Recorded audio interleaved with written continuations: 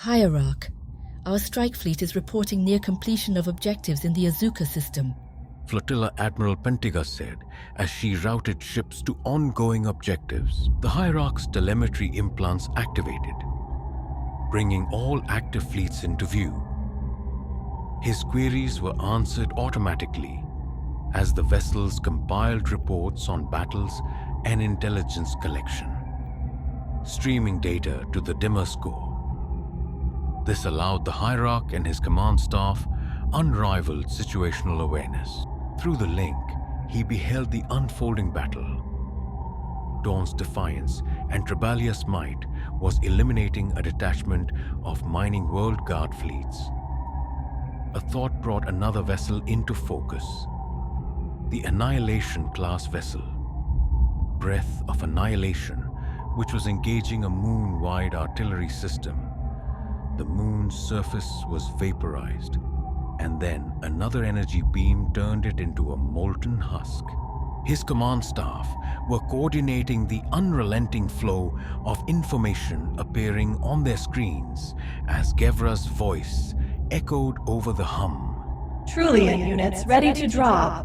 Probable hostile presence detected on the planetary surface. Possibly guarding a pirate cache.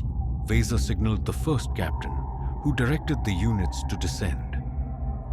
Heavy dropships glided through the atmosphere as the command station detached from the mothership, its thrusters burning hard to slow its descent. Enemy anti-air detected. Deploying countermeasures. Gevra steered the command station to avoid incoming projectiles. A brilliant flash cut through the darkened sky as the station teleported, leaving behind its defense platforms to neutralize the enemy emplacements. Enemy artillery suppressed. Optimal altitude reached. Engaging hover mode. The ship carrying Vesa surged past the command station, slowing as it neared the surface. Troops disembarked, but were immediately met with heavy fire from an undetected bunker. Gevra, destroy the enemy emplacement. Vesa ordered. A shockwave rippled across the battlefield as the bunker exploded. Captain, are your men on the objective? Vesa asked through the radio. The Trillion captain responded promptly, confirming his warriors were inside the facility and encountering only minimal but coordinated resistance. Live feeds showed them countering ambushes. General, exfil zone cleared. The captain reported to Vesa, who was finalizing the activation of a temporary command post.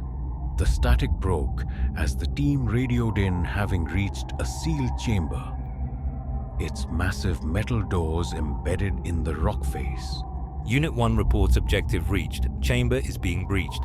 Thermal lances cut through the doors, which groaned before collapsing inward with a thunderous crash. Lights from an armored vehicle illuminated the chamber, revealing its vast artificial construction carved deep into the hill. Inspecting cache.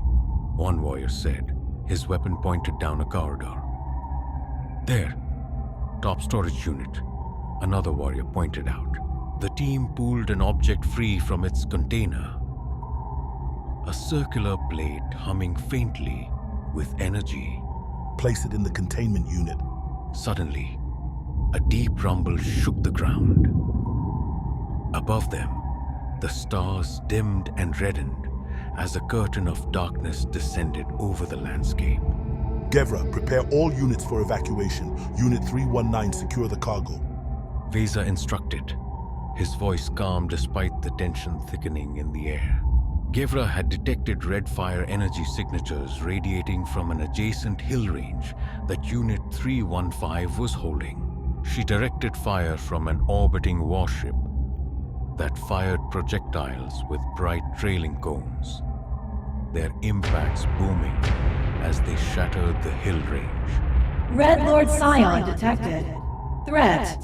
Gevra went silent as a projectile from the dust-filled broken hills ascended, the shockwave reaching Vesa's position. As projectiles struck the command platform, more booms could be heard as the defense platforms were also hit.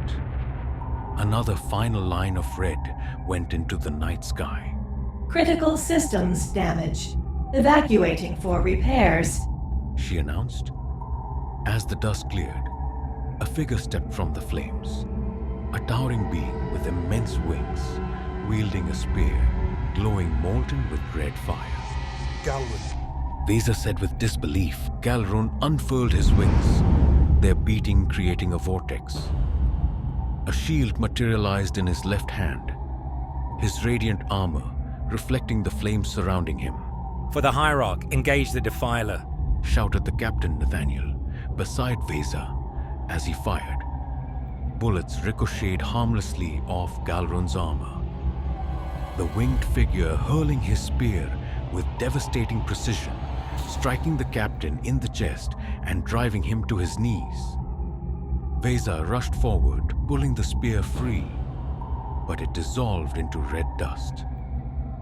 Another beam of light struck Galrun, creating a crater where he stood. He rose unscathed. Command station online. Support ships engaging. Gevra said as Vesa rallied his troops. Despite the overwhelming dread, the Trulian units pressed forward. Galrun charged from the crater, hurling his spear toward the command station. Gevra teleported the platform away, barely missing the supersonic projectile. The spear reformed in Galrun's hand.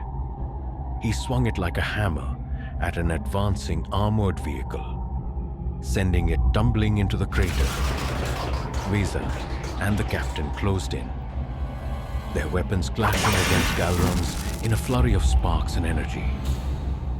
The captain's spear was caught and snapped, its shattered shaft driven into his gut. He was then slammed into the ground. Vesa avoided Galrun's bladed wings, countering with a precise thrust that wounded Galrun's shoulder. Yet the injury seemed to fuel the winged warrior's fury. Galrun backhanded Vesa with immense force, sending him hurtling into his advancing units. Vesa rose quickly, deflecting another strike with his shield before landing a glancing blow on Galrun's side.